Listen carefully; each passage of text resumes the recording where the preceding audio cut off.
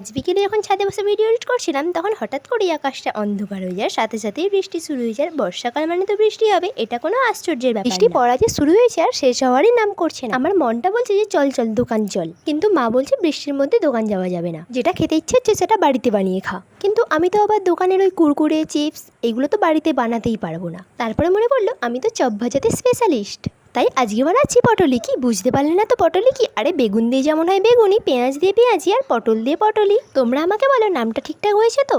তোমরা তো দেখতেই পেয়েছো যে আমি প্রথমে দুটো পটল নিয়েছি, সেই পটল দুটো প্রথমে ধুয়ে নিয়েছি, তারপরেই পাতলা পাতলা করে কেটে নুন হলুদ মাখিয়ে নিয়েছি, আর বেসনেতে নুন হলুদ লঙ্কা গুঁড়ো ম্যাগি মশলা এইসব দিয়ে একটা ব্যাটার বানিয়ে নিয়েছি। তারপরে আর কি পাতলা করে কেটে রাখা পটলগুলোকে বেসনে ডুবিয়ে তেলে ছেড়ে দিলেই হয়ে গেল পটলি। কি লোভ হচ্ছে? তোমাদের হচ্ছে কিনা জানি না, তবে আমার তো খুবই লোভ হচ্ছিল। একটুখানি বেসন বেঁচে গিয়েছিল, সেটা দিয়ে করে নিয়েছি পেঁয়াজি। উফ বাবা, অনেক কাজ করেছি, এবার একটু খেয়ে বলি কেমন হয়েছে।